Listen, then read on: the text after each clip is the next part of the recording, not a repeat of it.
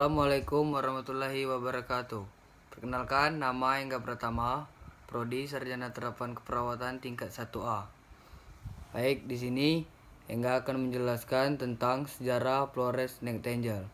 Florence Nightingale lahir di Firenze, Italia pada tanggal 12 Mei 1820 dan dibesarkan dalam keluarga yang berada. Namanya diambil dari kota tempat ia dilahirkan. Nama depannya Florence merujuk kepada kota kelahirannya, Firenze dalam bahasa Italia atau Florence dalam bahasa Inggris.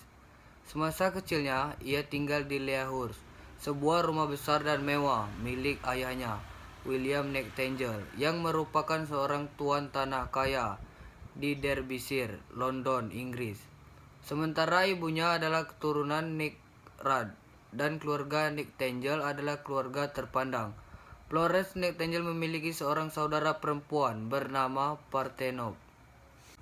Pada masa remaja mulai terlihat perilaku mereka yang kontras dan Parthenope hidup sesuai dengan martabatnya sebagai putri seorang tuan tanah. Pada masa itu, wanita ningrat, kaya dan berpendidikan, aktivitasnya cenderung bersenang-senang saja dan malas.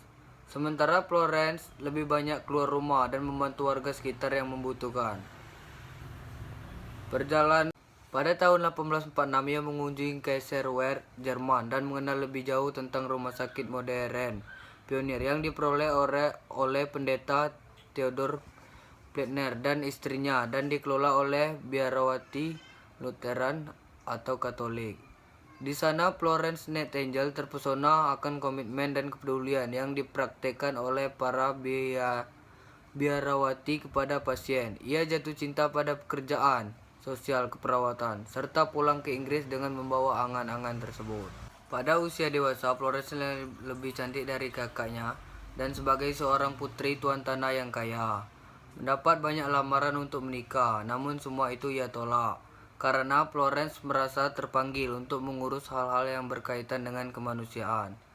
Pada tahun 1851, kala menginjak usia 31 tahun, ia dilamar oleh Richard Monckton Milnes, seorang penyair dan seorang ningrat atau Baron of Houghton. Lamaran ini pun ia tolak karena di tahun itu ia sudah membulatkan tekad untuk mengabdikan dirinya pada dunia keperawatan. Keinginan ini ditentang keras oleh ibunya dan kakaknya. Hal ini dikarenakan pada masa itu di Inggris, perawat adalah pekerjaan hina dan sebuah rumah sakit adalah tempat yang jorok. Banyak orang memanggil dokter untuk datang ke rumah dan dirawat di rumah. Perawat pada masa itu disamakan dengan wanita tuna, susila atau buntut keluarga tentara yang miskin yang mengikuti kemana tentara pergi. Profesi perawat banyak berhadapan langsung dengan tubuh dalam keadaan terbuka, sehingga dianggap profesi ini bukan profesi sopan, wanita baik-baik, dan banyak pasien memperlakukan wanita tidak berpendidikan yang berada di rumah sakit dengan tidak senonoh.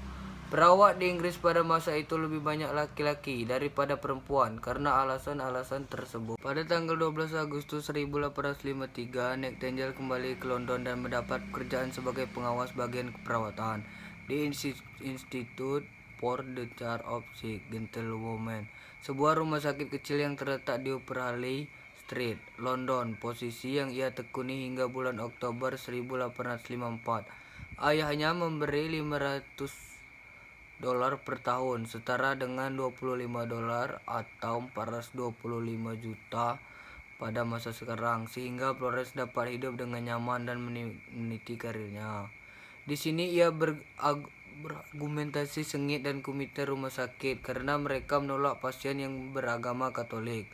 Florence mengancam akan mengundurkan diri kecuali bila komite ini mengubah peraturan tersebut dan memberinya izin tertulis bahwa rumah sakit akan menerima tidak saja pasien yang beragama Katolik, tetapi juga Yahudi dan agama lainnya, serta memperbolehkan mereka menerima kunjungan dan pendeta-pendeta mereka, termasuk rabi dan ulama untuk orang Islam.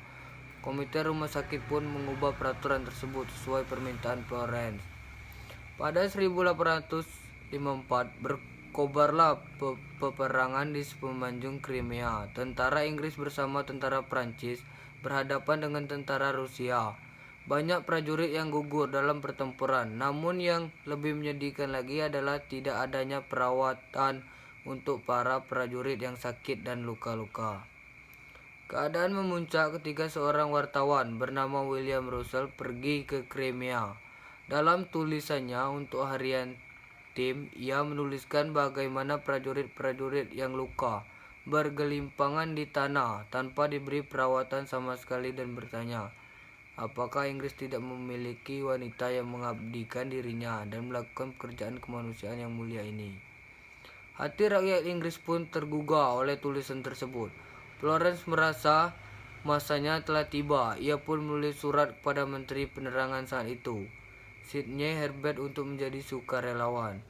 Pada pertemuan dengan Sidney Herbert, terungkap bahwa Florence adalah salah satunya wanita yang mendaftarkan diri di Crimea. Prajurit-prajurit yang mati bukan karena peluru dan bom, namun karena tidak adanya perawatan, dan perawat pria jumlahnya tidak memadai.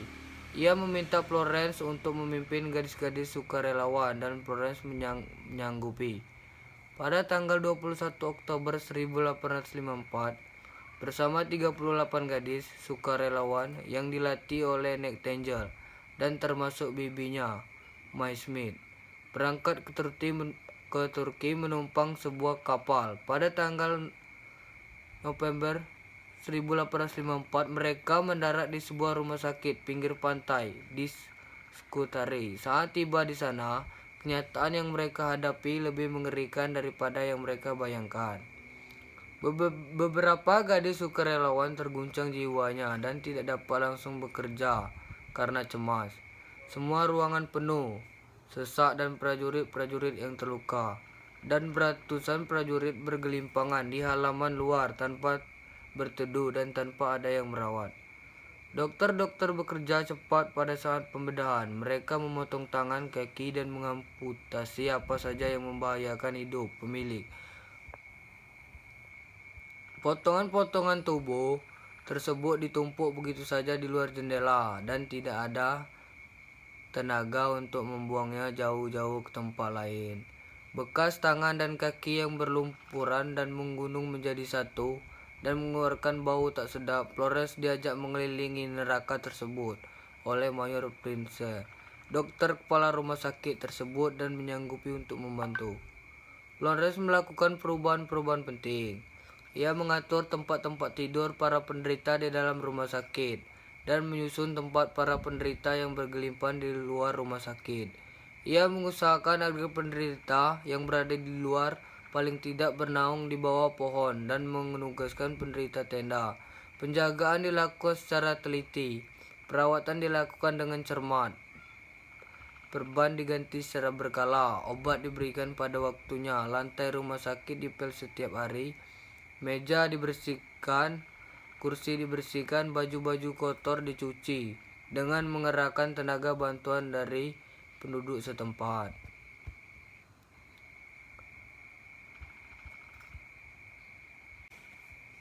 Akhirnya gunungan potongan tubuh, daging, dan tulang belulang manusia pun selesai dibersihkan. Mereka dibuang jauh-jauh atau ditanam. Dalam waktu sebulan, rumah sakit sudah berubah sama sekali. Walaupun baunya belum hilang seluruhnya, namun jerit dan rintian prajurit yang luka sudah jauh berkurang. Para perawat sukarelawan bekerja tanpa kenal lelah, hilir mudik di bawah pengawasan Florence Nightingale. Ia juga mengenai perawat-perawat lain dengan tangan besi, bahkan mengunci mereka dari luar pada malam hari. Dilakukan untuk membuktikan pada orang tua mereka di tingkat ekonomi menengah bahwa dengan disiplin yang keras dan di bawah kepemimpinan kuat seorang wanita, anak-anak mereka bisa dilindungi diri kemungkinan serangan seksual. Ketakutan akan hal inilah yang membuat ibu-ibu di Inggris menentang anak perempuan mereka menjadi perawat, dan menyebabkan rumah sakit di Inggris ketinggalan dibandingkan di benua Eropa lainnya di mana profesi keperawatan dilakukan oleh biarawati, dan biarawati ini berada di bawah pengawasan biarawati kepala. Pada malam hari, saat perawat lain beristirahat dan memulihkan diri, Florence menuliskan pengalamannya dan cita-citanya tentang dunia keperawatan dan obat-obatan yang ia ketahui. Namun kerja keras Florence membersihkan rumah sakit tidak berpengaruh banyak pada jumlah kematian prajurit.